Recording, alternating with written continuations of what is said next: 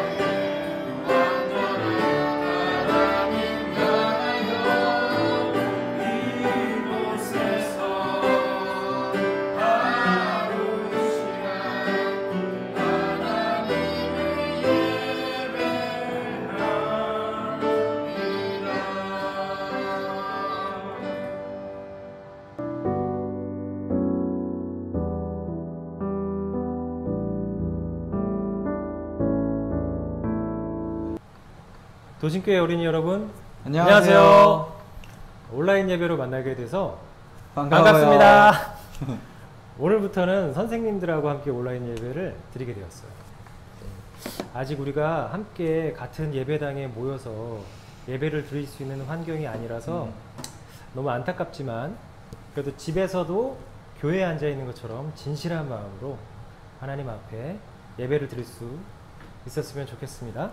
네. 자, 우리 어린이 여러분은 우리가 살아가고 있는 이 시대 세계 역사가 어떻게 구분되는지 혹시 아시나요?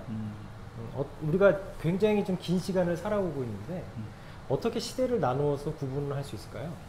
이진규 선생님은 혹시 알고 계신가요? 네, 저는 물론 알고 있죠. 세계 역사는 예수님이 이 땅에 오신 날을 기준으로 기원 전과 기원 후로 나누어집니다.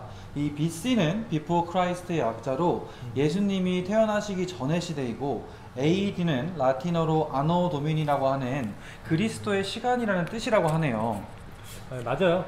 세계 역사의 중심에는 항상 예수님이 계시고, 현재 우리가 살아가고 있는 2020년은 예수님이 탄생하신 후 약 2020년이 흘렀다고 하는 뜻이에요. 그런데 늘 우리가 읽고 있는 이 성경도 예수님이 이 땅에 오신 날을 기준으로 나눠진 거는 알고 있죠? 네, 알고 있습니다.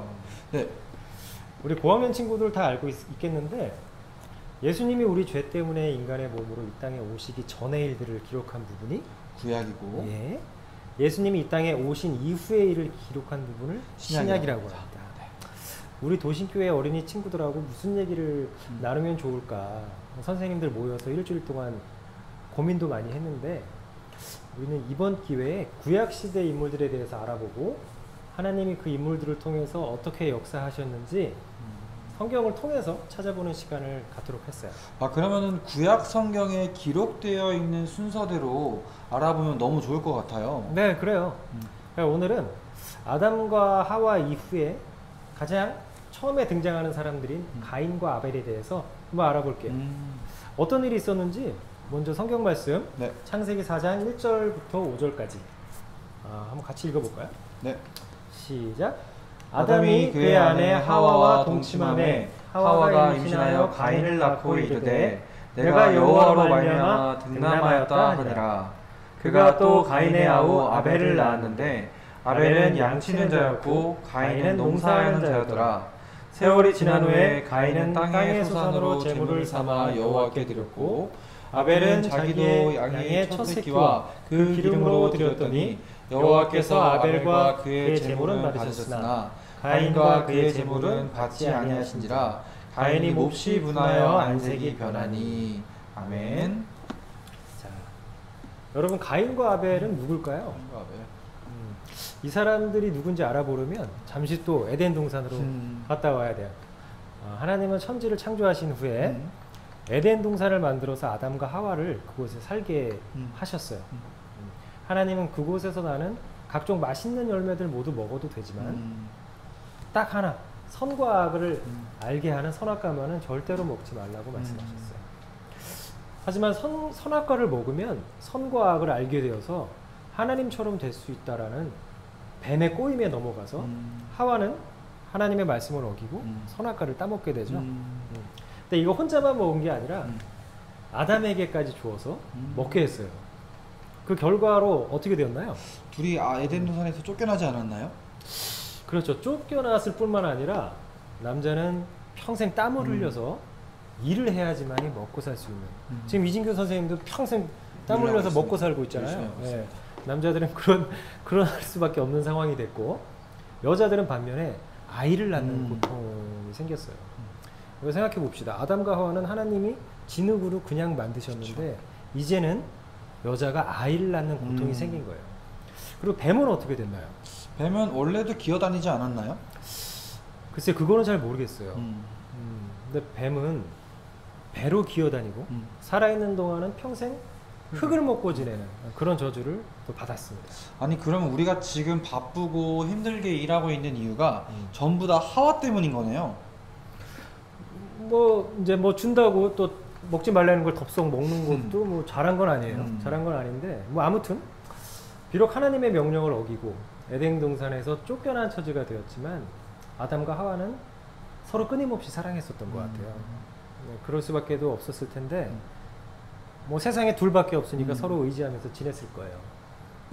하나님도 비록 자신의 명령을 어겼지만 자신의 형상을 따라 창조한 아담과 하와에 대한 사랑을 멈추지 않으시고 아담과 하와 부부에게 아들을 주셨답니다.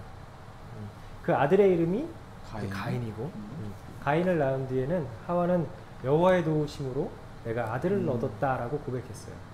그러니까 넓은 세상에서 한평생 둘이만 살다가 또 새로운 생명을 보는 그 기분은 어땠을까요? 그러니까 아담은 하나님이 흙으로 빚으시고 하와는 아담의 갈비뼈로 만드셨으니까 네, 맞아요. 가인은 사람과 사람 가운데 태어난 최초의 인류가 되겠네요.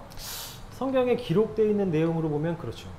가인을 낳은 후에 하와는 또 다른 아들인 동생 아벨을 낳았어요. 아벨. 그러면 형인 가인과 동생인 아벨은 몇 살 정도 차이가 나나요? 그래서 그런 건 성경에 나와 있지 않아가지고 잘 모르겠는데요. 그런 것보다 아까 아담 때문에 남자들은 어떻게 되었다고 그랬죠? 남자들은 평생토록 땀 흘려 일해야지만 먹고 살 수 있다고 하셨죠. 맞아요.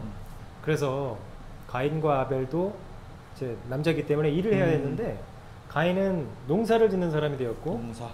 아벨은 양을 치는 목동이 되었어요. 양치기.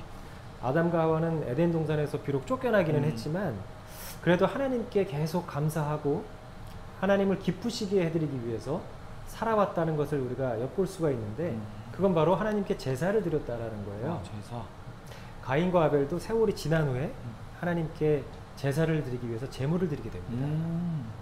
근데 가인은 아까 직업이 뭐라 그랬죠? 가인은 아까 농부였습니다. 예, 농부였기 때문에 땅에서 난 것을 하나님께 가져오고 아벨은 뭐였어요? 아벨은 아까 양을 친다고 하셨습니다. 네, 아벨은 양을 치는 목동이었는데 자기 양떼 중에서 가장 첫 새끼 중에 제일 살이 뚱뚱하게 찐 그런 양을 제물로 가져왔습니다. 그렇구나. 근데 하나님께서는 아벨과 아벨의 제물은 받으셨는데 가인과 가인의 제물은 받지 않으셨어요. 가인은 화가 이제 몹시 났는데 그 화난 표정을 하나님 앞에서 감추지를 못했어요. 자기의 제물을 받아주시지 않은 하나님에 대한 원망의 마음이 있을 거고 또 동생 아벨을 향한 질투의 마음, 질투의 마음이 점점 커져만 갔는데요. 그러던 어느 날 결국 가인은 화를 참지 못하고 아벨을 들판으로 조용히 불러서 쳐 죽이게 됐습니다. 아니 그러면 가인은 사람과 사람 사이에 태어난 최초의 인류이면서 동시에 살인까지 저지른 최초의 인간이 되는 거네요. 뭐 그렇다고 볼 수 있겠네요. 하나님은 근데 이 모든 일들을 다 지켜보고 계셨어요. 네. 그리고 가인에게 말씀하셨죠. 가인아, 네 동생 아벨이 어디 있느냐? 근데 가인은 동생을 죽이는 엄청난 죄를 지었음에도 불구하고 반성하는 기미는 전혀 없었고 모릅니다. 내가 뭐 내 동생을 지키는 사람인가요? 뭐 이런 식으로 이제 시치미를 뚝 떼면서 반항을 한 거예요. 그러니까 하나님은 이 가인의 태도에 화가 몹시 나셔서 농부인 가인에게 앞으로 너는 네가 농사를 지어도 땅을 일궈도 더 이상 땅이 반응하지 않을 거야. 아이고.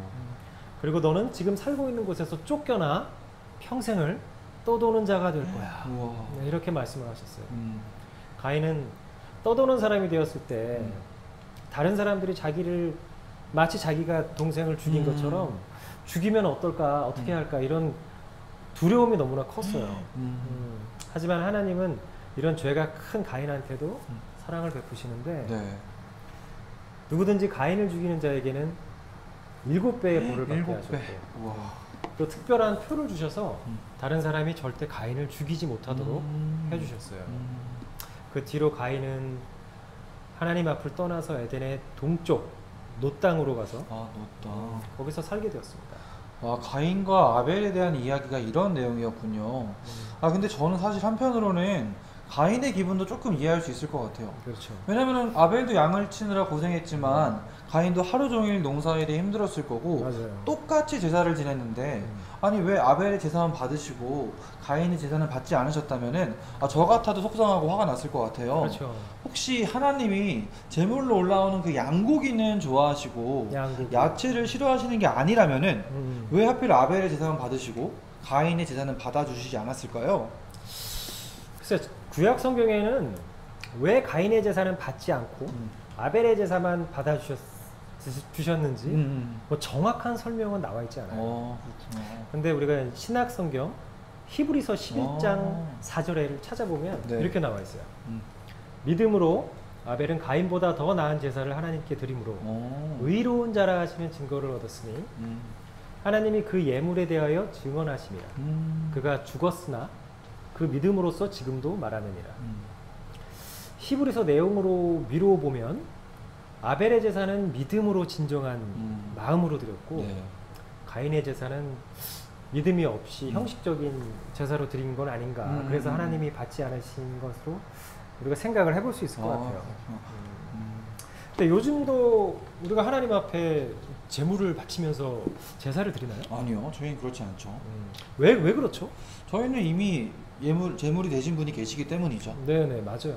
예수님이 우리를 위해 대신 십자가에서 이미 죽으심으로 우리는 예수님을 믿기만 하면 됩니다. 하지만 주일마다 예배를 드리죠. 네.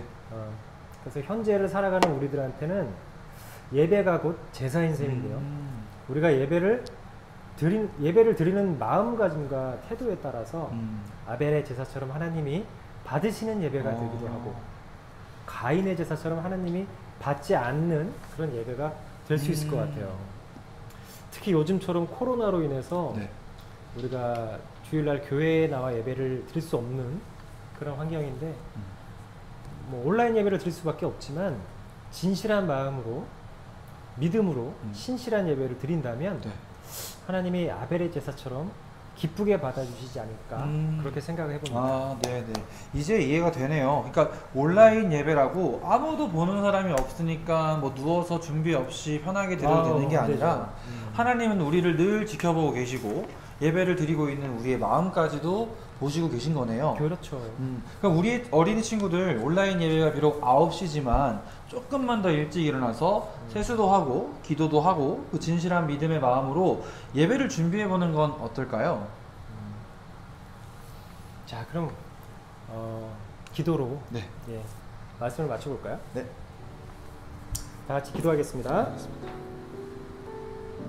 하나님 아버지, 지난 한 주도 건강히 지켜주시고 오늘 또 새로운 주일을 허락해 주셔서 온라인 예배의 자리로 인도하여 주신 은혜에 감사드립니다. 아멘. 하나님 아버지, 우리에게 허락해 주신 것들이 너무 크고 놀라운 은혜였음에도 그것이 너무나 당연스러워서 그동안 감사하지 못했던 어리석음을 고백합니다. 아멘.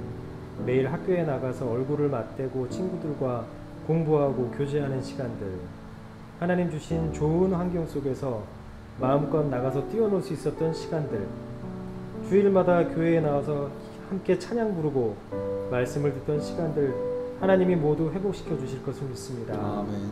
모든 것이 멈춘 것 같은 상황 속에서도 우리가 예배를 멈출 수가 없기에 비록 온라인으로 드리지만 예배 자리를 지키고 있는 어린 예배자들의 이름을 하나님 한 명 한 명 기억하여 주시옵소서. 아멘. 우리 도신교회 어린이들 모두 어떤 환경 가운데서도 건강 지켜주시고 지혜가 충만한 아이들로 자라나게 도와주시옵소서. 아멘.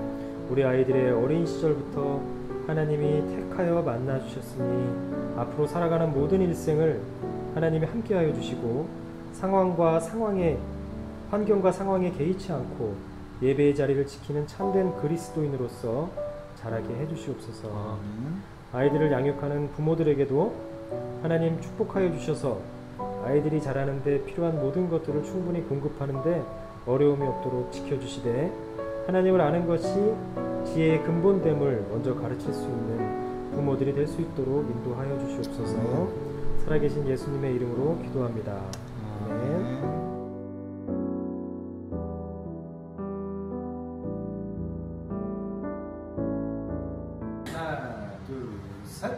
친구들, 하나님이 원하시는 예배는 찬양하겠습니다.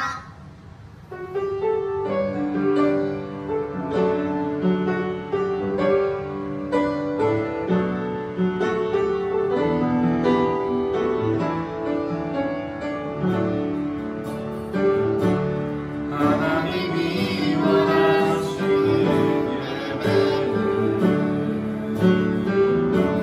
나의 몸에 상제 사고 드리는 것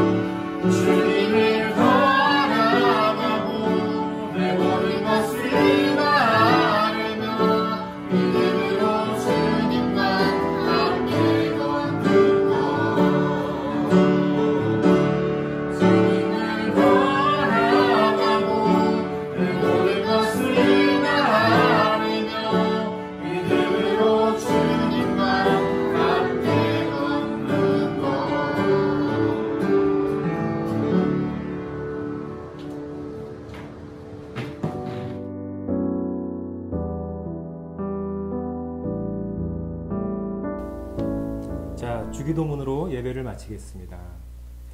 하늘에 계신 우리 아버지, 아버지의 이름을 거룩하게 하시며 아버지의 나라가 오게 하시며 아버지의 뜻이 하늘에서와 같이 땅에서도 이루어지게 하소서. 오늘 우리에게 일용할 양식을 주시고 우리가 우리에게 잘못한 사람을 용서하여 준 것 같이 우리 죄를 용서하여 주시고 우리를 시험에 빠지지 않게 하시고 악에서 구하소서. 나라와 권능과 영광이 영원히 아버지의 것입니다. 아멘.